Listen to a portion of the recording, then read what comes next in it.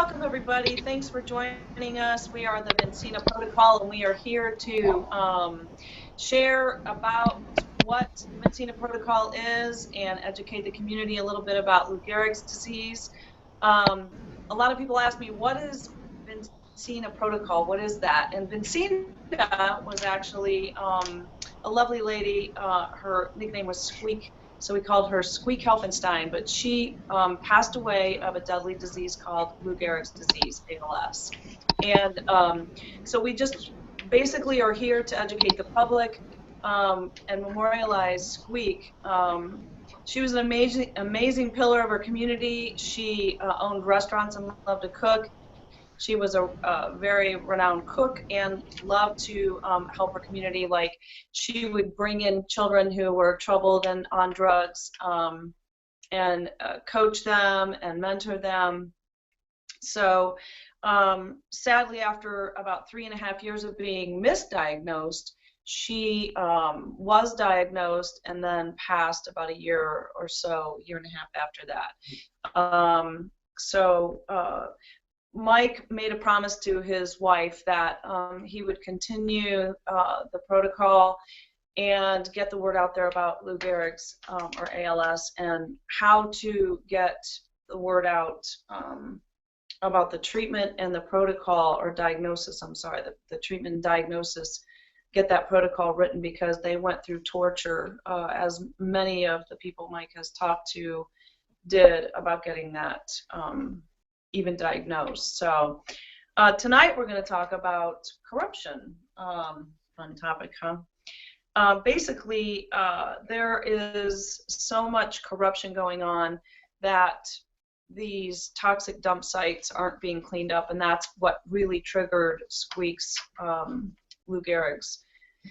So with that said, I'm going to, well, also Bobby's going to be talking a little bit about more corruption with RICO and racketeering, and also Ryan's going to bring in how NASA is doing research on the quote-unquote blue-green algae blooms and how they get there and so on. So I'm going to introduce Mike. This is Mike Helfenstein. He is the man of the hour and the day and the month and the year.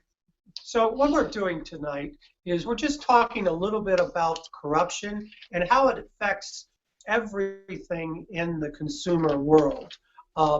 Tonight we're going to be talking about bail bonding. We're going to talk about how the system is trying to change the right of being able to bond yourself out, or call a bail bondsman to ask the bail bondsman to ensure the bond to be bailed out. We're going to be talking about banks who have come up with specific schemes to defraud their very own customers. And they're getting away with this, and they've been doing it now for about 8 years. We're going to be talking about politicians. We're going to be talking about why they won't talk about this. So again, what we do is we bring up discussions of which no one wants to talk about. So we're bringing this information to the consumer who actually pays the bill. Go ahead, Rudy. I mean, and this all ties into Squeak Helfenstein's story in the Vincina Protocol. What we found was in our little town of Conneaut that there are so many issues going on, it's hard for law enforcement to investigate all these issues because of a lack of resources. And we certainly understand their frustration.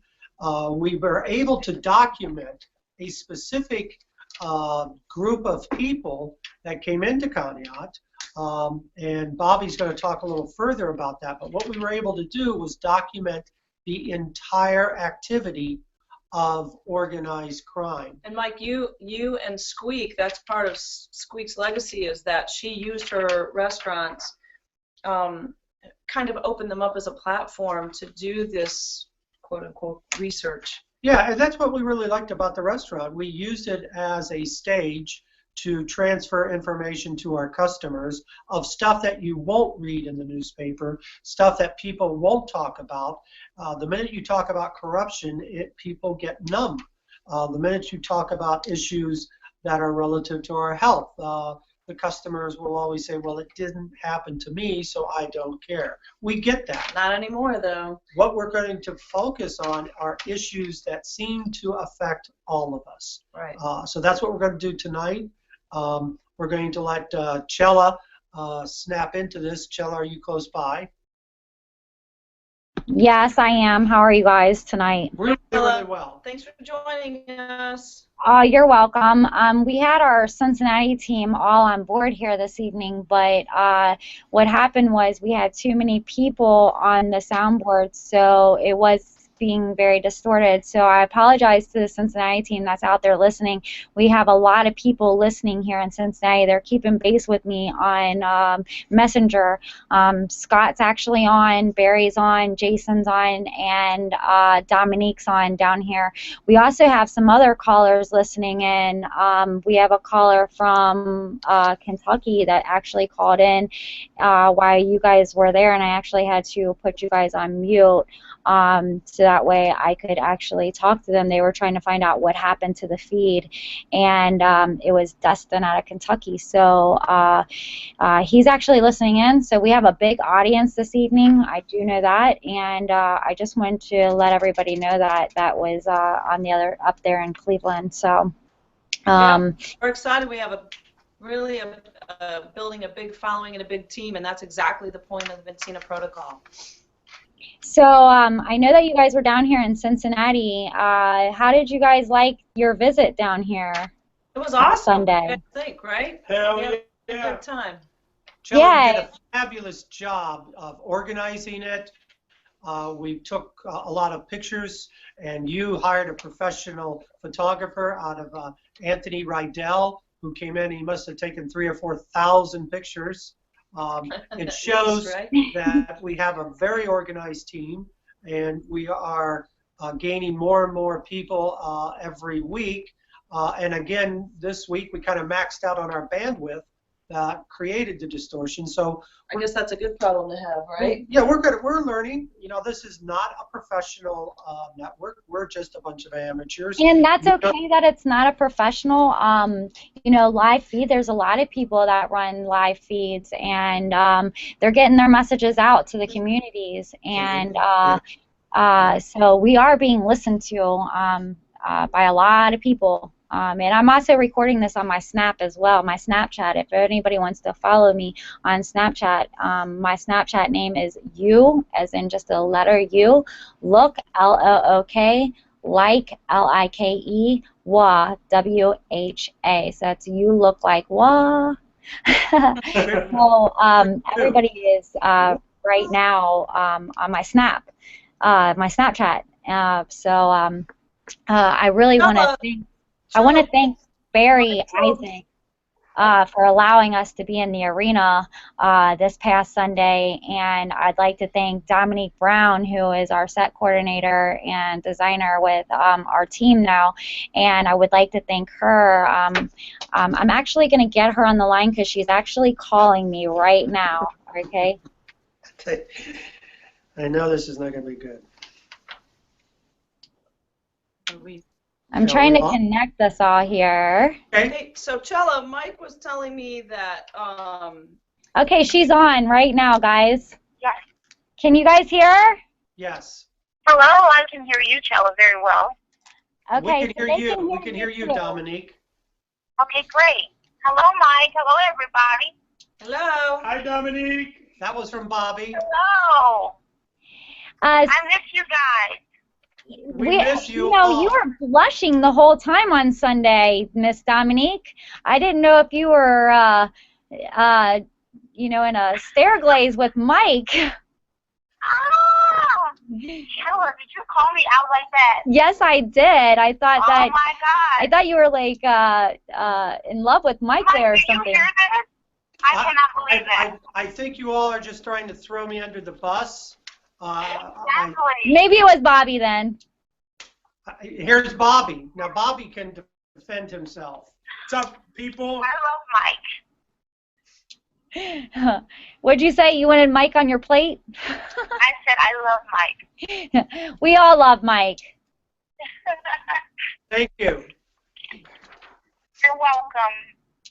So, Miss Dominique, how was it meeting the Northern Ohio team? Oh my gosh, fabulous. Fabulous. Everybody is, I mean, it's so funny how everybody gelled together so wonderfully.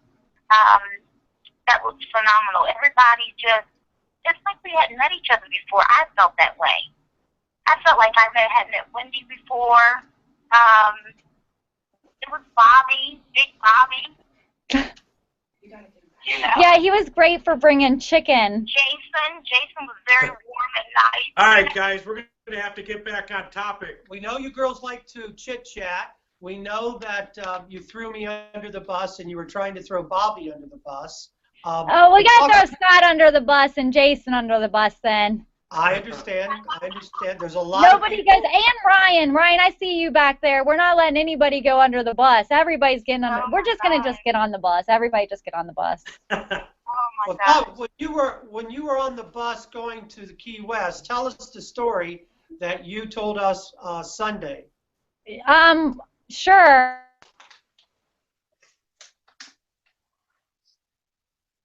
Chella got cut off. Did you get cut off, Chella? David, did we lose? Lost Chella. Chella, you in the house? No. All right. Well, Bobby, why don't you talk to us about, why we got together tonight? We were talking about corruption. We're talking about all kinds of issues that affect Conneaut, Ohio. Give me your version as to what you've done. Well, Dave, Mike, I wanted to talk a little about. Hey, I lost you guys. I'm back. Surprise! We've been talking about all of you, and we appreciate you going stealth on us. I did that on purpose. Well, you always do. Miss Dominique and I did that on purpose. She said, kill it. Thank you. No. We were talking about your Wells Fargo story because you couldn't do so, Chella. So fill in the Well, blank. actually, I thought I was being tailed by the bank because I had, I don't know if the public knows what paparazzi is, but I had a photographer, and I'm used to photography. I've been in this business a really long time, and I've performed with a lot of celebrities, and I pretty much have been around the world and back, and I'm very humbled to have been able to do so. On my last trip to the Keys, though, it was very interesting, and I know Scott would also vouch for this, and I know he did on Sunday when you guys were down here, so you guys are my witnesses since I can't get Scott on the line. But because I have Dominique on the line, and maybe I can add a call. Hold on, let me see if I can add a call. Let me get Scott on here, because we would like to talk about what we experienced, and that was pretty interesting. I don't think I can get him on the line. Let me try this one more time. Let me just take 1 second and try to get him on here. Girls, we have to go fast with this because we spent half an hour on the first cut. I gotta Sure. Okay. So, anyways, I was in the Keys, and I was in a local dive restaurant. Little place that all the scuba divers in the town go, and a place that when we come in off of the big dive boats, everybody stops. They're hungry. We've been out at sea all day. We're tired, and we stopped into a really nice little. I got Scott calling in. Hey, Scott, how are you?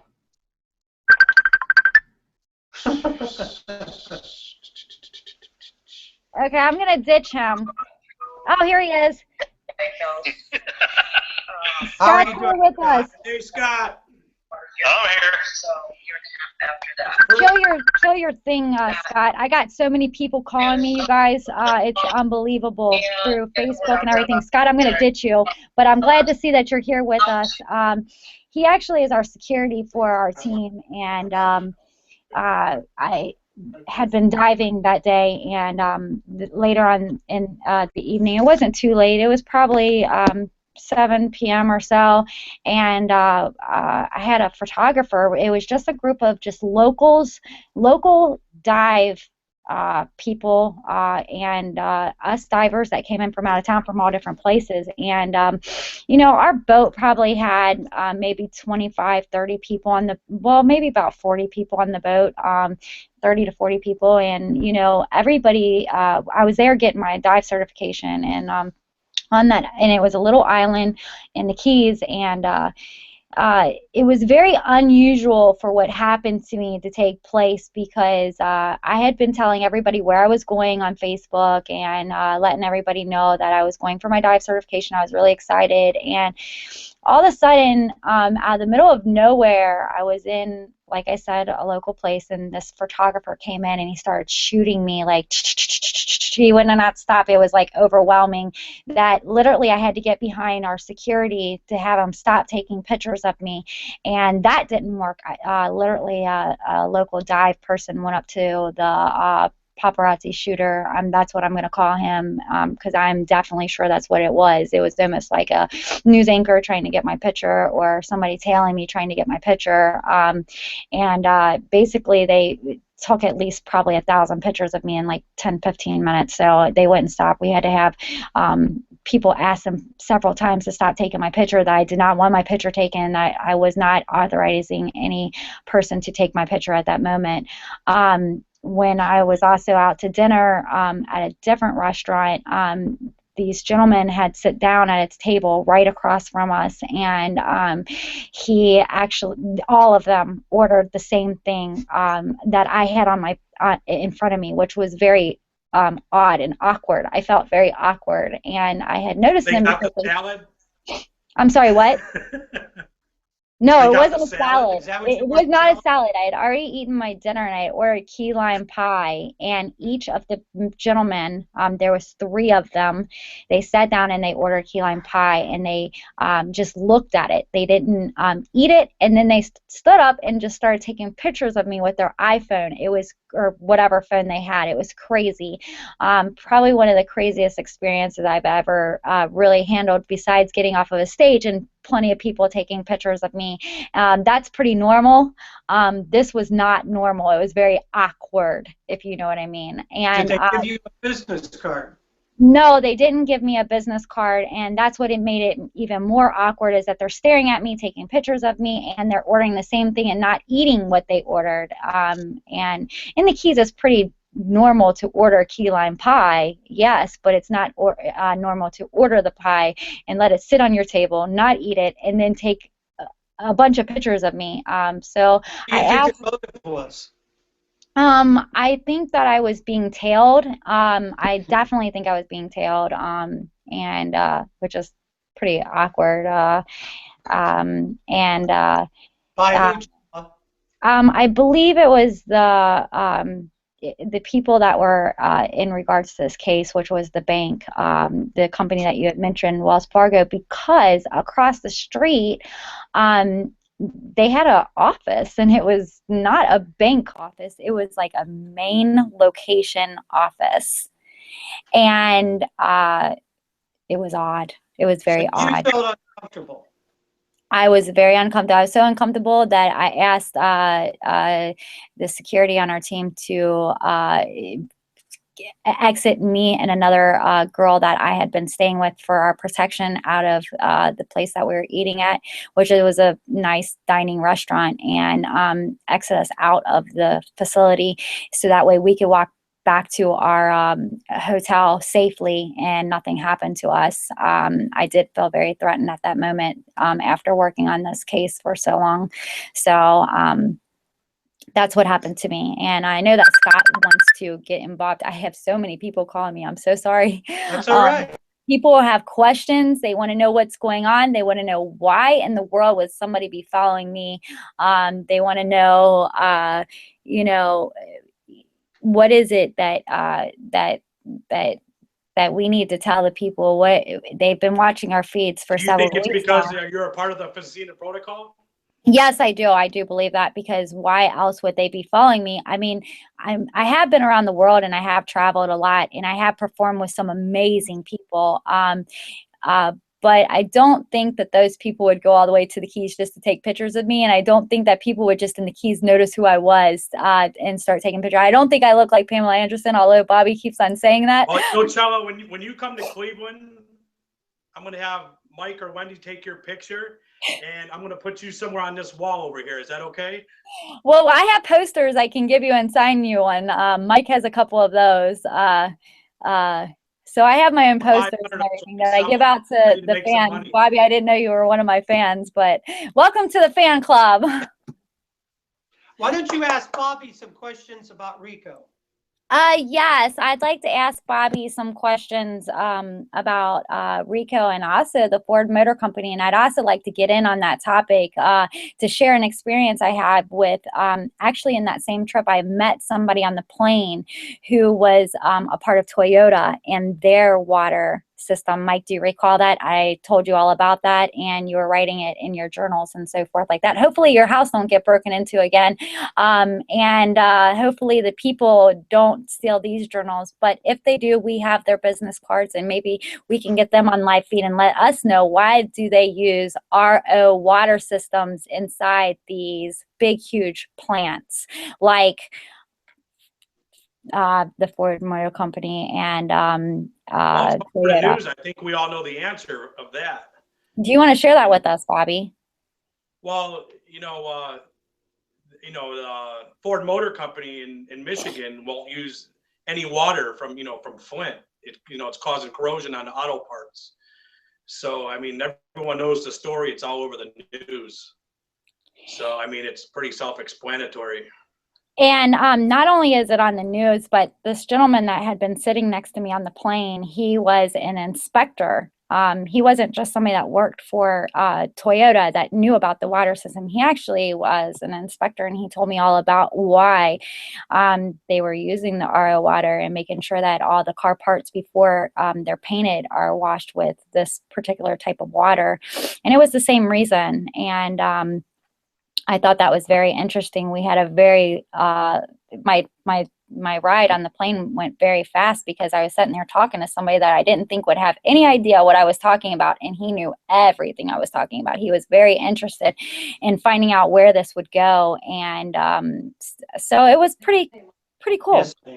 I also talked to another gentleman on the plane that worked for a radio station down in Tennessee, and that was really cool. He wanted to actually take our team that we have, the Vincina Protocol, and actually put us live on their radio station. I totally forgot about that, Mike, but that's something maybe we will reach out next week and try to maybe see if we can do.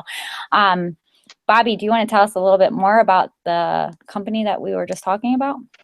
Well, I was going to get in, with Rico a little bit, and yeah, let's do that. About what was going on, out in Conneaut with Mike and, in his home. I don't know if people know, but Rico is crime for profit, okay? And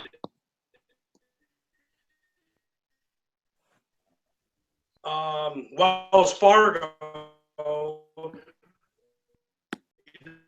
they hired a national company